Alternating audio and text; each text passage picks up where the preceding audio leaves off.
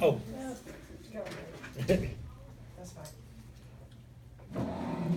I shouldn't have talked, Gotta I go. should have changed my tape.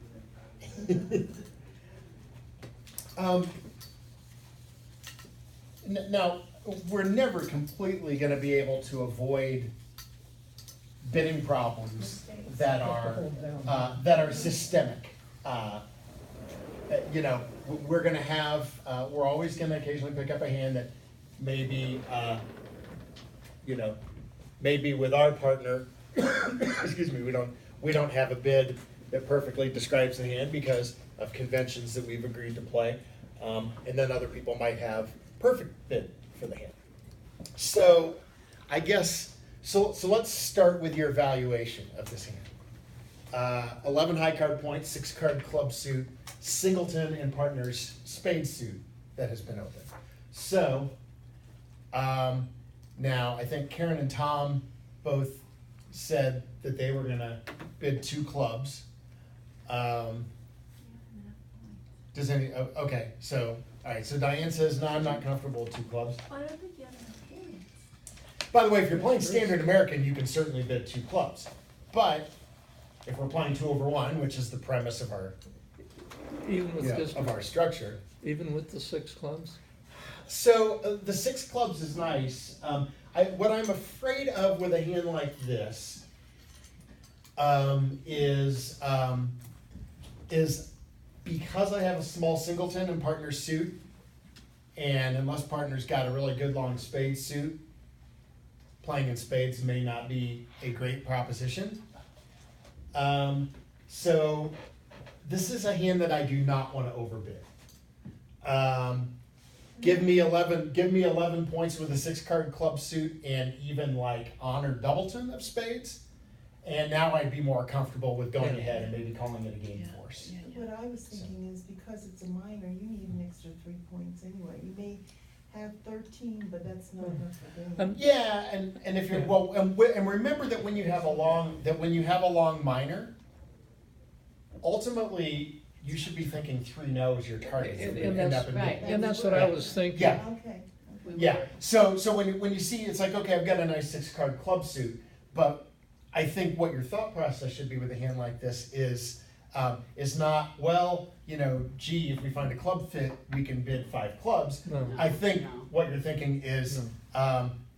if partner has a card or 2 and can get to dummy to run my clubs, 9 tricks and no trump might be a good proposition. Exactly.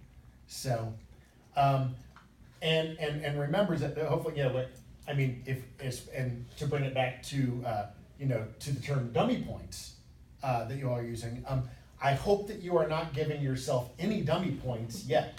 No. No. Because you don't have a fit. Remember that your dummy points is based on a suit fit, and in particular a suit fit in a major, since we like to be in a major suit game. So this right now, you know, until things change, I mean, it's you know, it's just 11 points, and we're going to keep that pretty static for the time being. Until, you know, until we see how things develop. All right. If we are not calling this a game forcing hand, then we'll discard 2 clubs as the best bid, right? Well, if we can't bid 2 clubs, what would be the next choice? One no. All right, so we can bid our forcing no trump, right?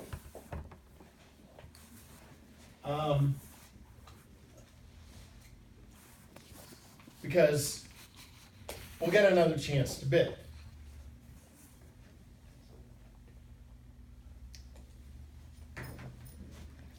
Let's say partner does something like this. Can you see that from here? Okay, so partner started with a spade, didn't rebid spades, so partner doesn't have 6 of them. So now I think we can officially throw out spades as any kind of desirable contract, because that's only a 5-1 fit. Now partner bid 2 diamonds. Okay, well, our diamond support's a little better than our spade support, but I wouldn't exactly be doing jumping jacks here. Well, what happens next? Are you taking another call? You're probably too good. I mean, your hand is still invitational, right? Partner can still have a pretty good hand here. So we very well may have, 25, 26 points that we would want to have to be in game, and we would be thinking about 3-0, probably. What do you do with this hand? How many people want to bid 3 clubs at this point? I do. Yeah. Okay. Show your clubs.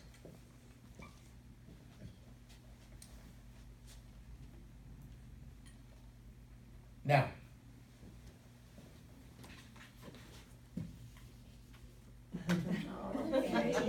Oh, okay. No, this is important. You're gonna see where we're going with this very soon.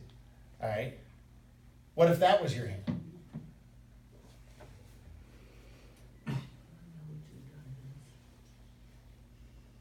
One spade, one no, 2 diamonds.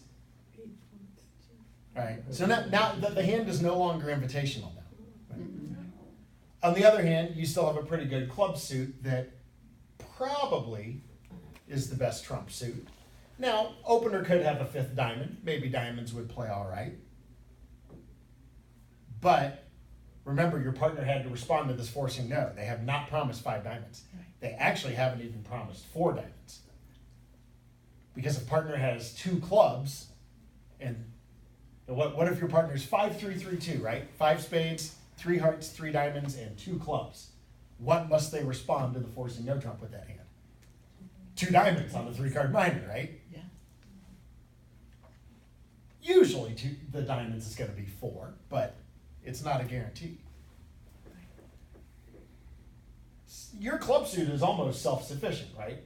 I mean, even if partner had a small singleton, 3 clubs would probably be at least as good, if not a better spot than diamonds or spades, right? I'd still do 3 clubs. All right, so this is the problem, right? Because I think most people are probably thinking what you're thinking, right? That this hand, when it had 11 points, and this hand, when it had 8 points, but had a decent 6-card club suit, both times you wanted to bid 3 clubs, right? Yes. The problem is, with the king of clubs, it's an invitational hand. Without the king of clubs, it's a hand that really wants to tell partner, okay, stop right here. This is where we belong. 2 no. It can't be both, right? King of Hearts. Huh? King of Hearts. Yeah. King, I'm sorry, yeah, king of hearts, yeah. 11 versus 8. However, yeah, we can pull the queen jack of diamonds too and make those small ones. We're taking away about a king or about a king's value from this hand. So this is the problem we run into. Now this is part, again, this is part of what comes with playing your 2/1, where you can't bid 2 clubs the first time this hand, the first time with this hand, because you don't want to force the game.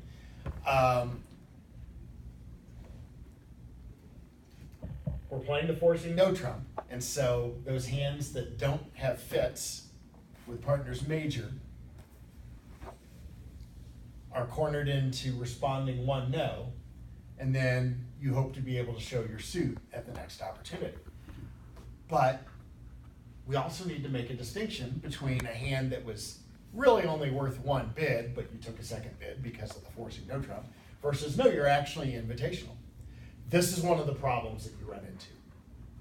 I will tell you this, to bring this around to the forcing no trump, since it's one of the things that we wanted to be part of this discussion today.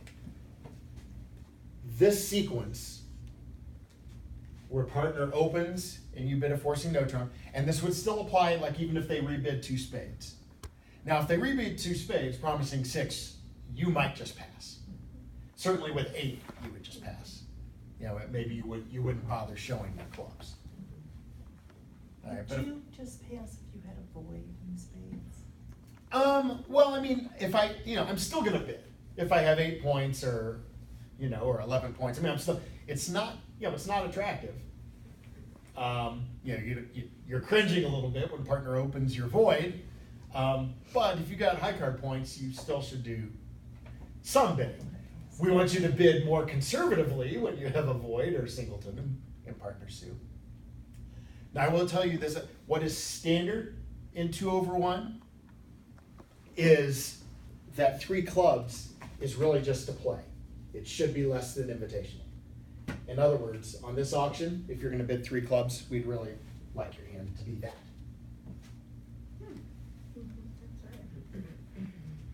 Normally, when you have a forcing no trump followed by a minor suit at the 3 levels, since that's when sometimes responder has to bid the minor at the 3 level because opener is like bidding a spade or a spade followed by 2 hearts or something like that, or a spade followed by 2 spades, and you have, as Marilyn suggested, maybe you have a void in partner suit where it really doesn't look like a good spot.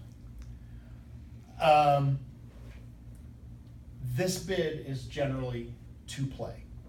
And unless opener has significant extra values and or a fit with you, opener should normally pass, even if they don't like the looks of this. So the question is, what do you do when you have that extra king and you're actually invitational? Well, it's kind of awkward, right? Then, even with your nice club suit, what you normally have to do is something like that.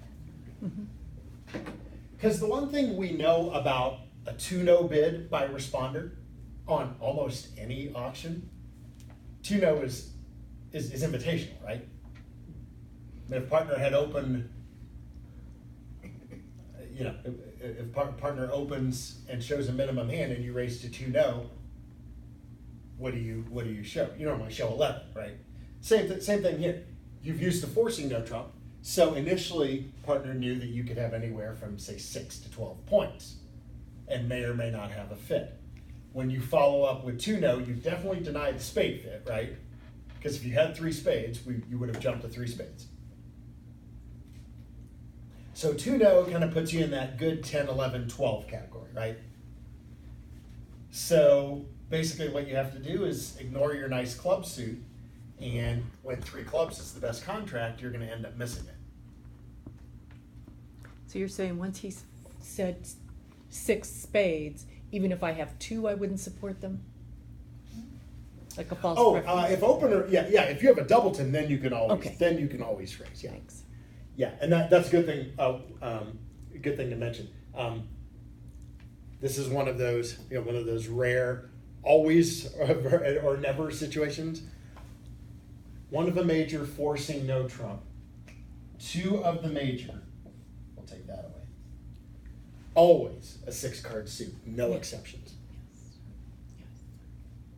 We can find some situations where you might be stuck having to rebid a suit that is only 5 cards. Those situations are pretty rare.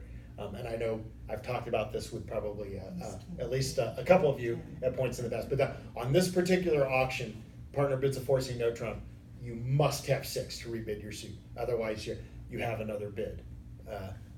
Either you have 4 hearts, or you may be may have to bid a 3-card minor or whatever. But you've got another bid. So if you do show 6, yes, responder with a doubleton can definitely raise the suit then, because then you have the 8-card fit that you need. So would you believe that? And again, this is not something that is played universally, but I do play it with some partners. Did you know that there actually is a way to show this hand with 1 bid? Get the whole hand off your chest with 1 bid, and then let partner decide? Go on. There is, but it means that you would have to do something different with your Bergen Right. structure. Right. So and the reason I bring this up, I'm not saying that one is necessarily better than another, right? Because watch, when I'll be playing the system where I can show this hand very easily, and then I won't pick it up for 6 months, but I'll pick up all sorts of Bergen raise hands, right? So you can't always predict. But one option, and this is on your handout, because I give you, and so what we're talking about now is what is a jump shift by responder. Mm-hmm. So remember, jumping a level and bidding a new suit. Because this is where you see the most variation. And if you play in a duplicate game, you'll see all sorts of different treatments. So one treatment that I happen to like that could be used with this Excuse me, hand. are you talking about that without that King of Hearts or with the King of Hearts? Yeah, let's bring the King of Hearts back. So without the King of Hearts, and if you had this hand, you could go through your forcing no trump and then bid your clubs. That would say, partner, I have the weaker hand with 6 or more clubs. One option is to play your jump bid as natural and invitational, which is actually pretty easy to remember. I would tend not to do this with a doubleton and partners major because, that's not a bad holding, like you were asking about. That's a doubleton and partners major. Yeah, you can't give a raise right away on that. On the other hand, if partners suit is rebiddable, a doubleton can be a decent holding. So if you decide to adopt a treatment like this, you're basically saying, partner, I've got 11 or so points, give or take. I really can't stand your suit, so you probably have a singleton or void in partners major. But you've got a good enough hand that if partner has better than a minimum, thinks maybe they can run your suit. It's kind of invitational. Most of the time, it would end up being invitational to 3-0. Now, if partner has extra spade length, they can disregard your 3 clubs. That's not a command, partner, we must play it here. But it shows the kind of hand that's on the board.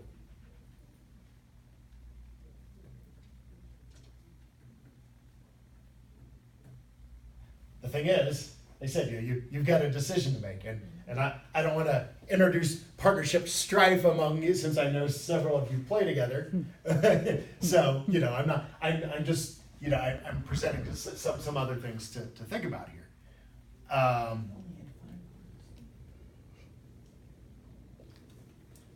But I would pay attention to hands that come up when you play and see if you feel do you feel like that you find yourself in a bidding quandary, where maybe you want to do something different. Now, even if you're playing Bergen and you don't want to mess with that, let's change this around a little bit, because we may have a bid that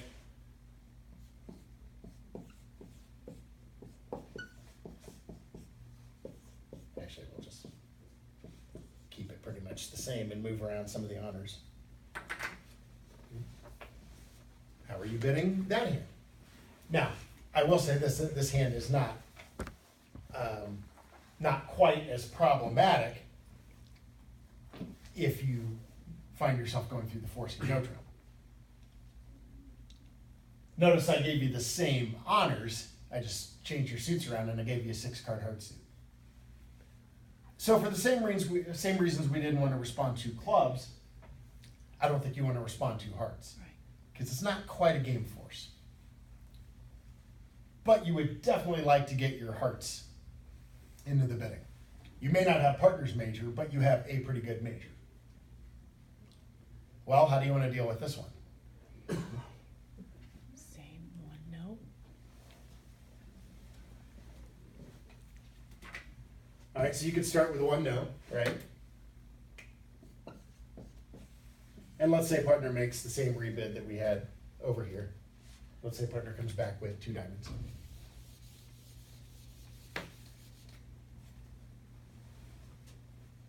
This is a little easier to navigate Yeah. because you've got more bidding space, right? Are you going to bid your hearts now? I hope so. How many? How about a jump to 3? You could do that.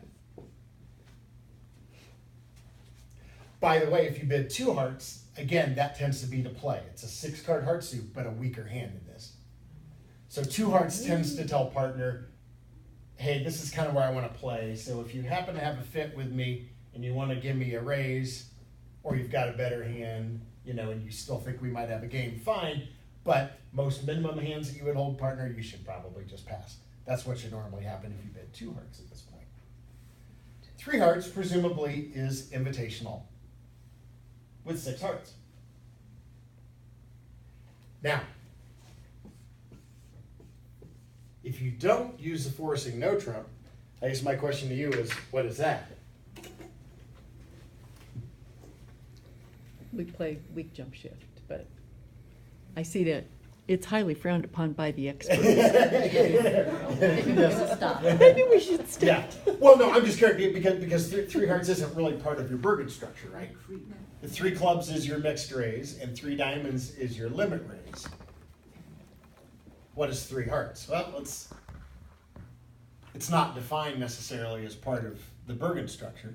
So 3 hearts can be what you want. I mean, if you can show the invitational with 3 hearts and you want the jump to 3 hearts to be weak, yeah, that's fine. I mean, at least it has a distinct meaning. So, by the way, if you haven't talked about it with your partner, I would recommend not using the bid. So, yeah, and that comment is on there, and I am not, consistent with, I think what you see among the Flight A crowd. Weak jump shifts in auctions that are not competitive, where the opponents are not bidding at all. The reason that we don't like them is because you tend to just preempt your partner. You tend to preempt the opener, and a lot of times the opener has a pretty good hand, and unless they happen to have a fit with your suit and can raise it to game, it really puts the opener in an awkward position. Well, what if your hand is so weak you have to pass? I mean, it's that weak. You're going to pass. Can't bid. Pass is always allowed. Really? I did not know that. I mean, again, just because you have a meaning assigned to a particular bid does not mean that you are absolutely compelled to make that bid. Probably, since we have been talking about Bergen, and this was another question, and I don't think it necessarily warrants much discussion, really a matter of preference. This business of should we keep playing, if we're playing Bergen, should we keep playing regular Bergen, or should we play so-called reverse Bergen? The answer is, most of the time, it's probably not going to matter. And so if, one of your major 3 clubs, right now that's mixed, right? And 3 diamonds is the better of the 2. If you play reverse Bergen, all you are doing is flip-flopping the meaning of these bids. And now 3 clubs is the better hand of the 2. That is the only difference on our reverse Bergen. Do you see an advantage? Yeah, So the question is, so what is the advantage? So the thinking is, if you want to be consistent with this idea that we generally bid less with more to conserve bidding space, with which of these 2 hands is opener more likely to want to bid on and look for a game or maybe even a slam? When you have the limit raise, right? So the thinking is that if our auction goes, say, 1 spade, 3 clubs, and 3 clubs is the limit, at least partner has a little more room to play around here with like a 3 diamond or a 3 heart bid if they want to probe. If they're not sure whether they should sign off, they're like, well, should we be in game? Should we not be in game? Or maybe they know they want to be in game. Partner has a really good hand that was maybe almost a 2 club opener.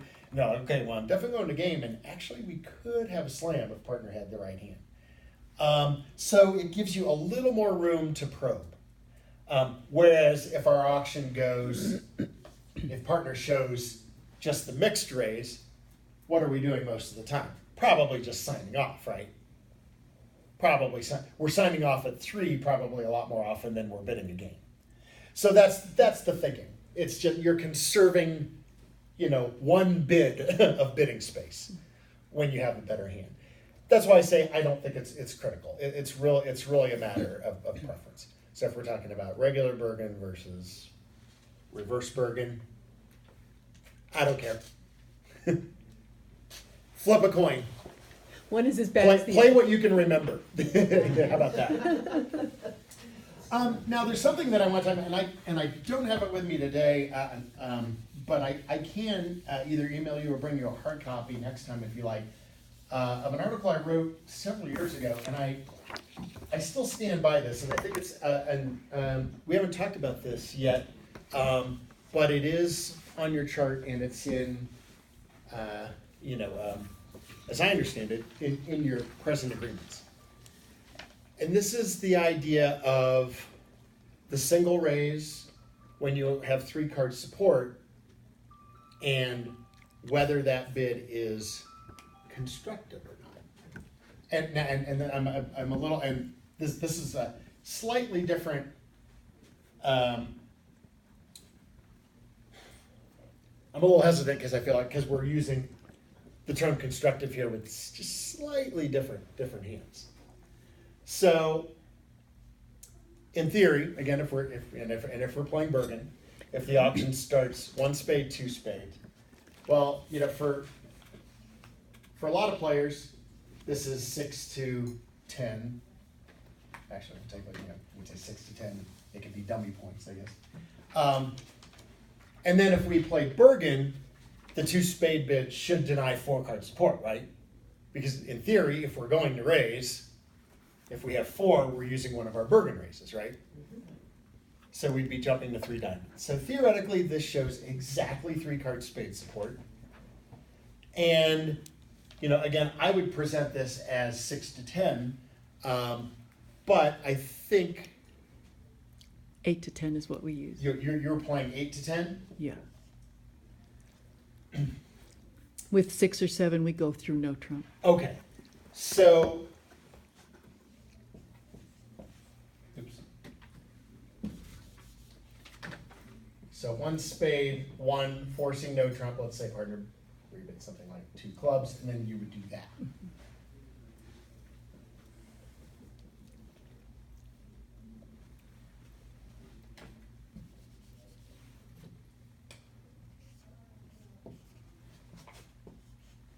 Is that consistent Yep. with your understanding?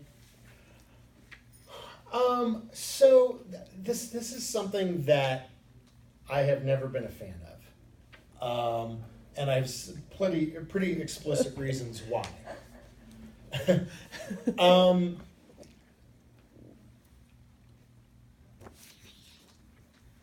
This auction over here should really be used to say to opener, I have a doubleton spade and I'm just taking a preference.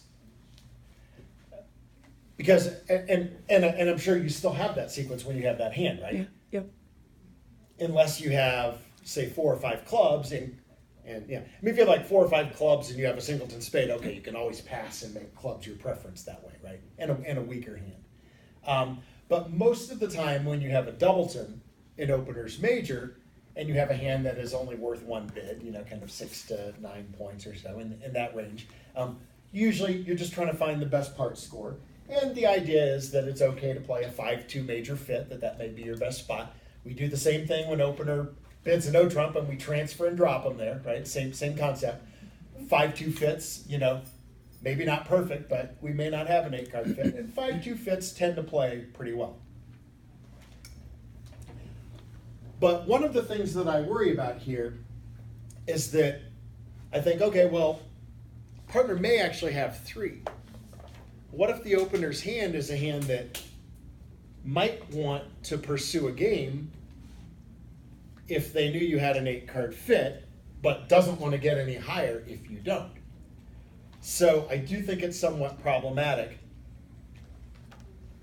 to not make that distinction. So generally, even with 6 or 7, if I have 3 spades, I usually just raise. And then if I'm on the 6 or 7 end and partner makes a game try, obviously I'm going to reject the game try. Okay, well, we may be up a level higher than we want to be. On the other hand, if partner's making a game try, they should have better than a minimum opening hand, right? Now, I'll present you with another situation, and I'm gonna use the other major here this time to emphasize